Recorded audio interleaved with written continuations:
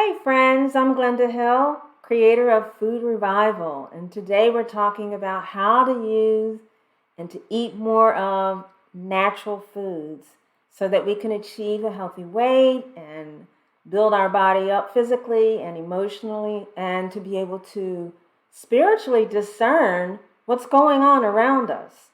The Bible tells us that God's people are perishing for lack of knowledge. And the knowledge that I see people lacking is how to use natural foods so that we can get the leverage to shine our light in the world and to be able to fight off all kinds of problems that come upon us physically, in the environment, and emotionally.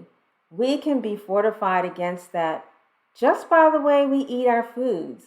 And I want to share with you because my clients are saying to me that what I'm asking them to eat, they either don't like it, they don't like that kind of food because they don't know how to fix it. They don't know how to make it taste good, or they're afraid of trying something new. So we're going to talk about that, and I want to share with you what you can do with natural foods so that you can enjoy nutritious, delicious foods for the building up of your body so that we can be a light in the world. All right, let's get started. Hello and welcome everyone. This is Natural Food Revival. We're going to talk about how we can get more of this natural food into our body so that we can have a balanced and good body weight that is going to support our health and our well-being. Okay, and I'm going to talk more about it. I'm Glenda Hill, a nurse turned holistic nutritionist. I'm also a home cook, so I love being able to create dishes that I can make it as nutritious and as delicious as I desire. And when you cook your food at home, you are sure of what's inside it. And it's great when you can start with understanding what is natural food and making sure that you have those ingredients on hand so that you can put together a delicious, nutritious meal. So, what is natural food? Well, natural food is from the ground. It's also seaweed and salt, so we know those things come from the oceans. But basically, it's from trees and things from that grows out of the ground. Natural foods are unprocessed. They are minimally processed when you're making breads from grains, breads from seeds and nuts. So yes, there's some processing, but unprocessed the way the commercial system processes food and makes it something that can stay on the shelf life for years and years. And it's packaged food and it's just commercially processed. And it has a lot of ingredients in it that preserves it. And you want less of that as possible. So unprocessed is the my explanation of what that is pretty much what it's not. It's not all of those commercially processed and preserved foods that are packaged. And so natural foods are also foods that contain nutrients naturally. So we're talking about foods that are not artificially flavored and they're not fortified with vitamins. And so that's what brings me back to being a home cook. You want to make sure that you know what's inside your foods, and when you cook at home, is more likely that you know what you're dealing with, and you can have more control. And so that's what I love about it. So this is what natural food is. Breaking it down a little bit more, natural food is fruits and nuts and grains and seeds. It's vegetables and herbs. Don't forget herbs. And then it's also pressed oils that we get from the olives and the nuts and seeds, and also essential oils. These are also natural foods, but a lot of them we don't use them as food, but you actually can if you know what you're doing. But I love the fact that these are foods that are natural that we can eat and we can use to build a healthy body and maintain a healthy weight. Natural foods are also foods that are heaven approved because God created them, but they're also backed by true medical science. So to find our scriptures, we want to go to Genesis 129, and we will learn there that the first prescription of food was fruits and nuts and seeds. And then in Genesis 3:18, we have vegetables were added and herbs. And Psalms 104:14 says herbs are for the service of man. First Kings 4, the whole chapter talks about the quality of the food that King Solomon had on his table and how he was able to acquire it with the help of the people that was there helping him to meet the needs of himself and his whole household with the foods of the land. And I think it's very interesting reading if you would read the whole chapter.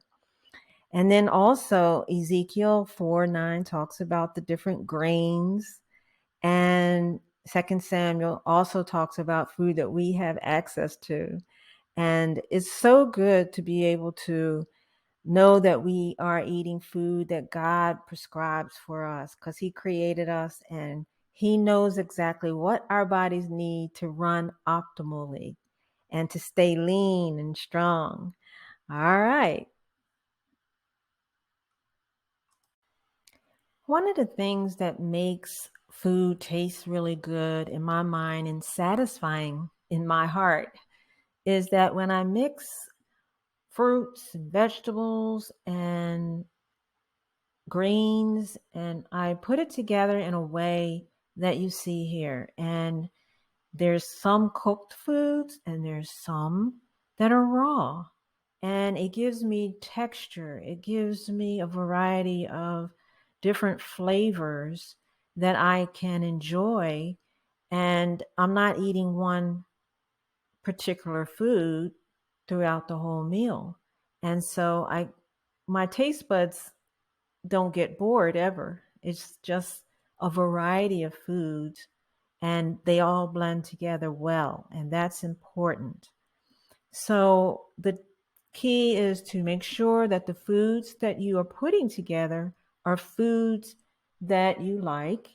And if you're trying something new, make the food that you're trying that's new, let that be in a very small amount until you try it out and see if you like it. But make sure everything else on your plate is something that you really enjoy.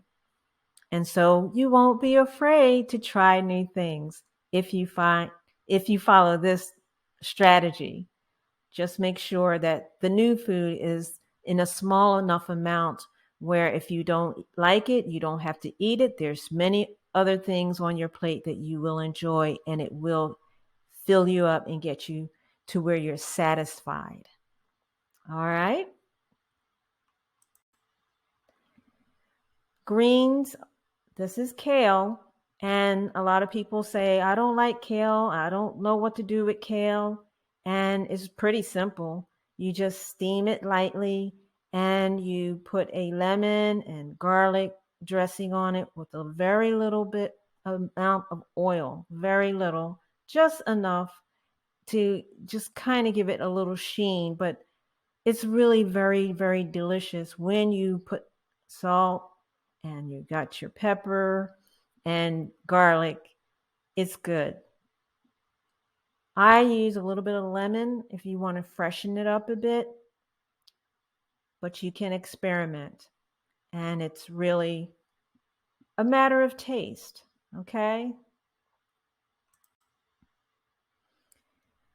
Sometimes I put a nut butter on my kale and or my collard greens and Swiss chard and other greens and salads. I like a little bit of nuts on it. So I put nut butter on it, mix it with a little bit of oil, and just drizzle it on there. If you don't like peanut, just find another nut that you like, maybe cashew butter. Uh, Put a little water and a little oil and mix it in and make it a nice dressing and a little bit of salt, not much, and just blend it on to just drizzle it on the salad, and you will see the difference that it makes. On the sweet potato, a lot of people just bake it, which is good. And I like to bake it whole. To me, it's so much more interesting in flavor when you allow it to cook in its own natural juices and sugars. If you peel it and boil it, you really lose all of the nutrients. It just goes right down the drain. But when you bake it, you get the nutrients and you actually can taste it.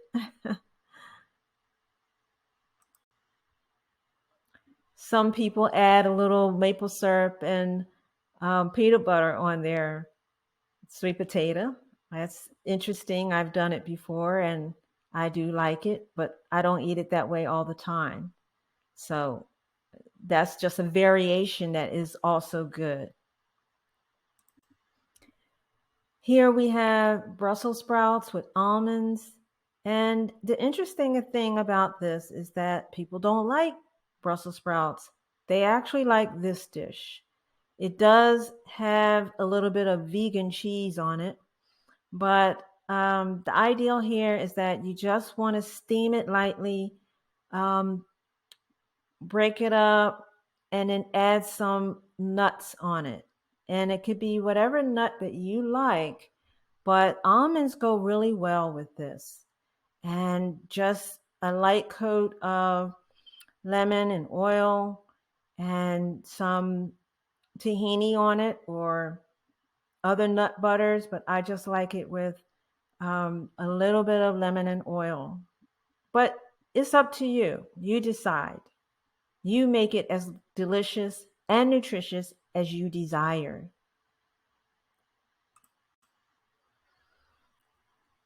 Stir frying is a great way to make your dishes taste great. And you sometimes I find people don't like to eat vegetables because they're mushy. But if you stir fry it, it keeps its crunch and it maintains the texture and the flavor. So this is a great way to cook your vegetables and to eat them so that you can enjoy them and keep the nutrition intact. So now I'm going to show you a couple of videos on how to um, cut up a pineapple and also how to make roasted beets. All right, enjoy. Hello friends, today we're going to cut up a pineapple, fresh pineapple. And sometimes we have to work to get to the goodness. All right, it's worth it. So let's get started.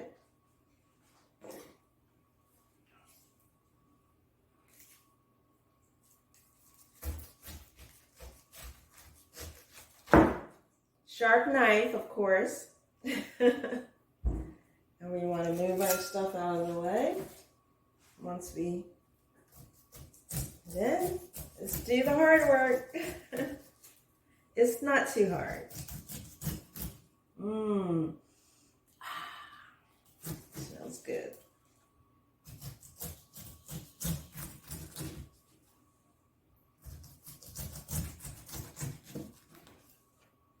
All right.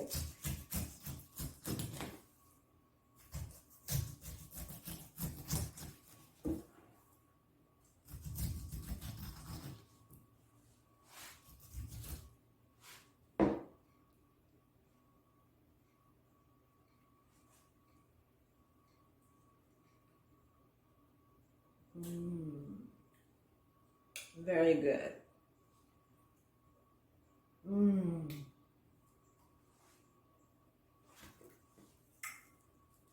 Cut the bottom.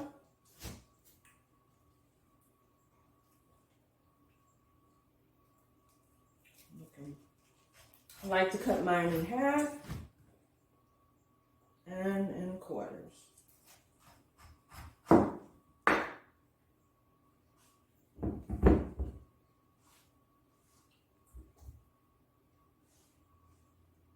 That's it. That easy. Yep. All right. Peace to you. Hi friends, I'm Glenda Hill, and today I'm going to show how to make roasted beets. I have a client who is not too keen on beets, and I want to show her how she can prepare beets in a way that's very tasty using maple syrup and coconut oil.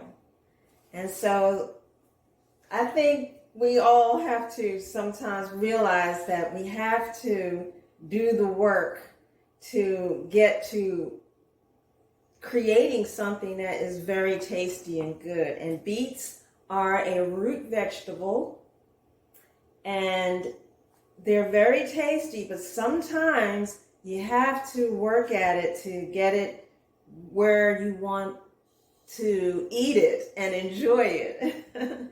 So I'm just going to show how to cut and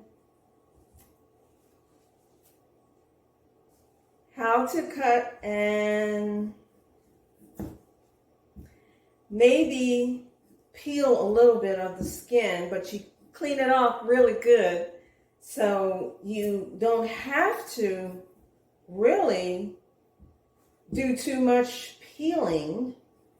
But as long as you have a sharp knife, it's going to work well. And so I think this is pretty good. I got the rough edges off, and so that's all I need to do in order to get it where it's acceptable to go into the dish. Okay, and I like to cut mine down the middle and quarter, and I make sure that they're all the same size when it goes into the roasting pan. And that way they cook evenly, right? And it's that simple. All right, so I'm going to just add a little of my coconut oil and a little bit of the maple syrup. Not very much. And then I'll add water to kind of give it a little steam, and then I'll put it in my roaster oven. And so you can let it cook very slow at 325. I like 410 for like 15-20 minutes. But everybody's oven is different. So you want to mix this up and get it all saturated and all. Make sure the water is in there to get the steam going. And you don't really have to cover it. And that's what I like about it, especially if you cook it slow. 325 or 410 is good. So enjoy. The key here is coconut oil, maple syrup. Peace to you. So this is how the beets look after they've been roasted for maybe 20, 30 minutes. And it's delicious. You can add a little bit more coconut oil on it if you want, but usually it's not necessary. But sometimes it is necessary to add a little bit more maple syrup. And so it's really a delicious way to eat beets and to add it to your salads. Yes, you can add cooked vegetables to your raw salads, and it's a very good combination. Now, I've added here a picture of butternut squash, and people don't know how to cook butternut squash, but it's the same process. So you can follow the same steps to making the roasted beets, same steps to create a dish of roasted butternut squash. And it's delicious. You just don't add so much maple syrup because it's not really supposed to be a sweet dish. It's not a sweet potato. It's a butternut squash. So it's supposed to have that nice, delicate flavor of squash. And it's really a good taste if you allow that flavor to come through. So you don't want to cover it up with a whole lot of butter and a whole lot of maple syrup. Just let the flavor come through. See if you like it. If you don't, then you add some things that you think is going to make it more edible for you. But cook it the same way, breaking it down as I did with the beets, and you will see that you will get some good nutrition, uh, good, plenty of nutrients in your body from eating butternut squash.